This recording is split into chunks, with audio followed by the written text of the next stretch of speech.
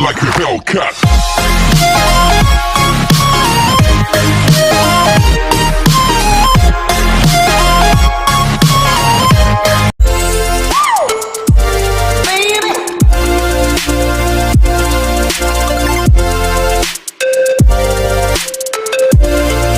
Assalamualaikum warahmatullahi wabarakatuh. Perkenalkan, nama saya Sri Oktavia 1905-112116 dari Program Studi Pendidikan Sejarah Fakultas Keguruan dan Ilmu Pendidikan Universitas Riau.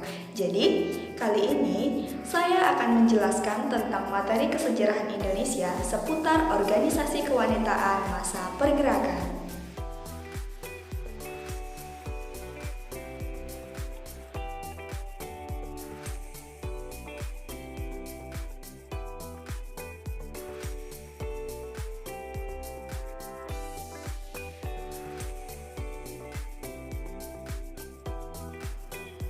Yang pertama, timbulnya pergerakan nasional. Jadi, pada abad ke-19 terjadi perubahan politik dalam pemerintahan kolonial Belanda. Muncul seorang tokoh yang bernama Van de Venter dengan gagasan yang bernama politik etis.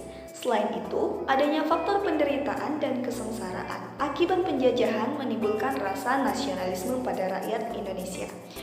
Pada masa politik etis ini, kaum pribumi diberikan kesempatan belajar di sekolah-sekolah yang didirikan oleh pemerintah Belanda melalui kebijakan politik etis. Hasil dari adanya pendidikan ini, timbullah golongan elit nasional ataupun kaum terpelajar yang kemudian mereka mendirikan berbagai organisasi, sebut saja Budi Utomo. Lalu, babak pergerakan nasional dimulai. Nah, setelah diprakarsai oleh Budi Utomo, selanjutnya muncul organisasi-organisasi pergerakan nasional yang tidak hanya kaum laki-laki namun juga kaum wanita.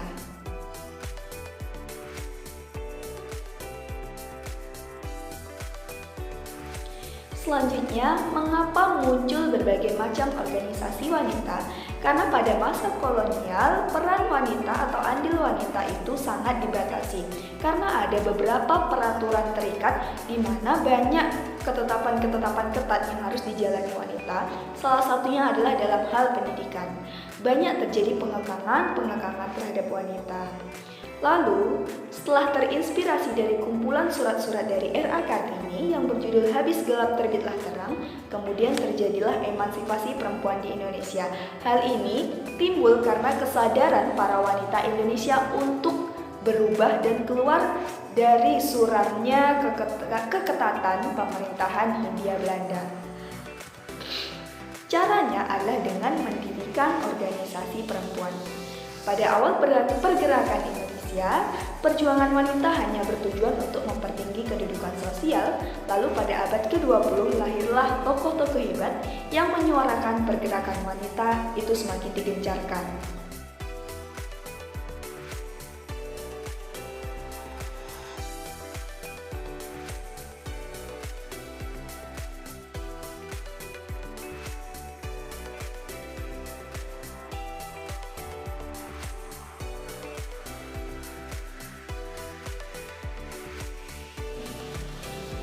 Yang pertama, organisasi kewanitaan sebelum tahun 1920. Pergerakan wanita dimulai pada masa penjajahan Belanda di mana banyak tokoh wanita seperti Martha Christina Tiahahu, Nyi Ageng Serang, Cut Nyak dan Cut Mutia yang berjuang mengangkat senjata melawan Belanda. Fase perjuangan wanita yang tidak lagi mengangkat senjata tetapi melalui pemikiran dimulai sejak emansipasi yang dilakukan atau dipelopori oleh Raden Ajeng Kartini. Mereka lebih banyak bergerak pada perbaikan kedudukan sosial dan peningkatan kecakapan melalui pendidikan maupun keterampilan, serta perbaikan dalam keluarga, perkawinan, dan mempertinggi kecakapan seorang perempuan. Pada masa ini ada berbagai organisasi kewanitaan yang muncul. Yang pertama ada Putri Mardika, yang kedua ada Kartini Pons, yang ketiga ada Keutamaan Istri, yang keempat Kerajinan Amai Pikat atau disingkat KAS, yang kelima Pikat, dan yang keenam Aisyah. Selanjutnya mari kita bahas satu-satu. Yang pertama, organisasi Putri Mardika. Organisasi ini berdiri pada tahun 1912 di Jakarta. Adapun tokoh dari organisasi ini diantaranya Sabarudin, Raden Ajeng Sutinah Joyo Pranoto, Raden Sukmini, dan Sadikun Tondokusumo. Tujuan dari Putri Mardika adalah memberikan bantuan, bimbingan, dan penerangan kepada wanita-wanita pribumi dalam menuntut pelajaran dan dalam menyatakan pendapat di muka umum. Putri Mardika ini merupakan organisasi keputrian yang masih bagian dari organisasi Budi Utomo. Kegiatan yang dilakukan oleh organisasi Putri Mardika diantaranya adalah memberikan beasiswa dan menerbitkan majalah bulanan. Yang kedua ada organisasi Kartini Fund. Organisasi ini didirikan oleh Tuan dan Nyonya Van de Venter yang mana merupakan seorang tokoh politik etis. Salah satu usaha yang dilakukan oleh organisasi ini dengan mendirikan sekolah-sekolah, diantaranya yang pertama, Sekolah Kartini di Jakarta, Bogor dan Semarang, Madiun, Malang dan Cirebon, Pekalongan, Surabaya hingga Rembang.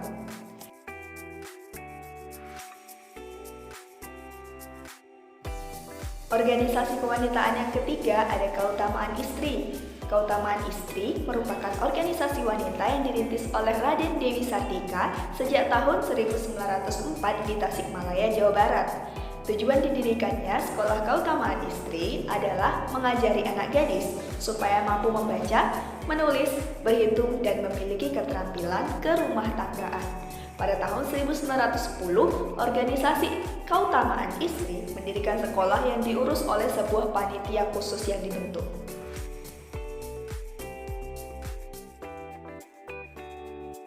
Memasuki organisasi yang keempat ada Kerajinan Amai Setia. Jadi, organisasi Kerajinan Amai Setia merupakan salah satu organisasi wanita masa pergerakan nasional yang didirikan di Koto Gadang, Sumatera Barat.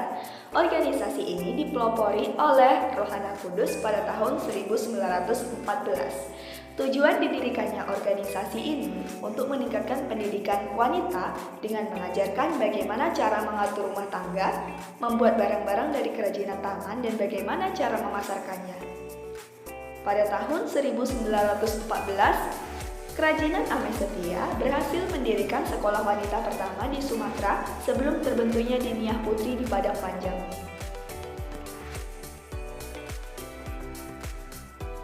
Selanjutnya, organisasi Pikat atau Percintaan Ibu kepada Anak Temurunnya.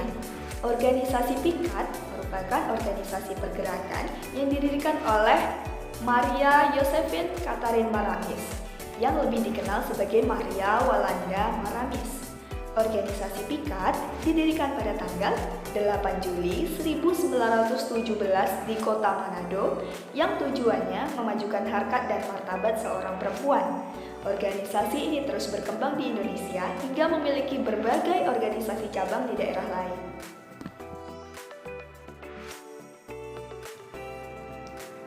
Lalu ada organisasi Aisyah. Organisasi Aisyah berdiri pada tanggal 22 April 1917 yang dipelopori oleh Siti Walidah, istri dari Kiai Haji Ahmad Dahlan, seorang pendiri organisasi Muhammadiyah. Kegiatan utama dari organisasi Aisyah adalah memajukan pendidikan dan keagamaan bagi kaum wanita, memelihara anak yatim, dan menanamkan rasa kebangsaan lewat sebuah organisasi, agar wanita dapat mengambil peran aktif dalam upaya pergerakan nasional. Organisasi ini begitu luar biasa karena memadu padankan upaya peningkatan intelektual wanita dengan unsur agama.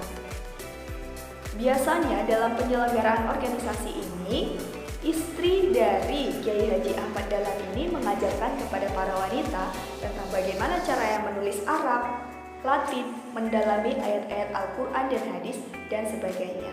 Adapun upaya yang ditempuh ini merupakan upaya yang sangat jitu untuk menghambat misi kristenisasi.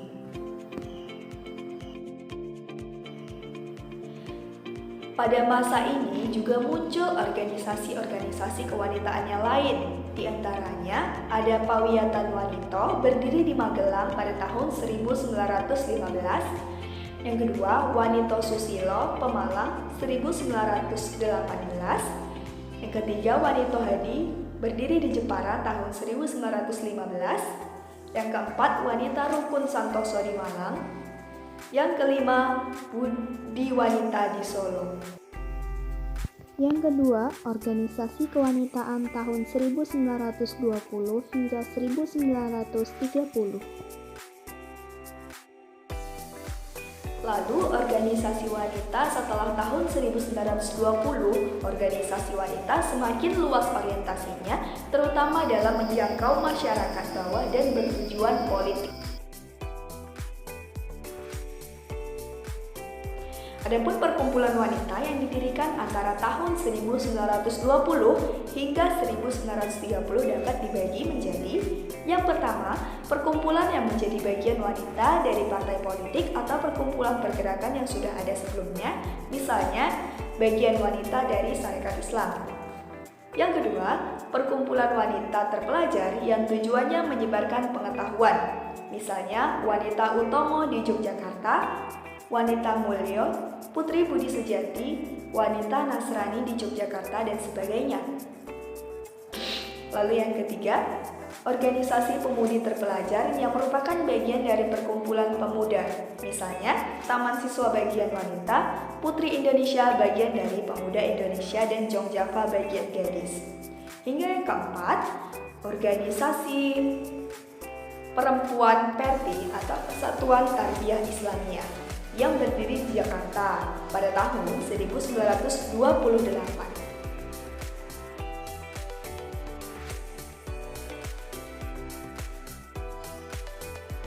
Organisasi kewanitaan setelah tahun 1930, pada masa ini, gerakan wanita tidak hanya menjadi bagian wanita dari organisasi pergerakan, tetapi sudah terdapat organisasi wanita yang berdiri sendiri secara mandiri. Gerakan wanita juga sudah memperkaya wilayah gerak organisasi wanita, termasuk keterlibatannya dalam bidang politis. Beberapa organisasi yang ada, yang pertama, Istri Sedar. Berdirinya Istri Sedar bersamaan dengan tindakan represif pemerintah atas radikalisme organisasi pergerakan yang berhaluan non-kooperatif. Organisasi Istri Sedar didirikan tanggal 22 Maret 1930 di Bandung oleh putra-putri muda di bawah pimpinan Nona Suwarni Joyo Saputro. Organisasi Istri Sedar benar-benar menuntut emansipasi sepenuhnya bagi kaum wanita. Kongres Perempuan Indonesia dalam masa pergerakan. Pada masa pergerakan juga terjadi Kongres Perempuan Utama yang dimana di dalamnya terdapat organisasi-organisasi kewanitaan yang terlibat. Di antaranya ada Wanita Taman Siswa, Wanita Utomo, Wanita Jibda, Jong Java bagian wanita. Lalu ada Wanita Katolik, Aisyah, dan juga Putri Indonesia.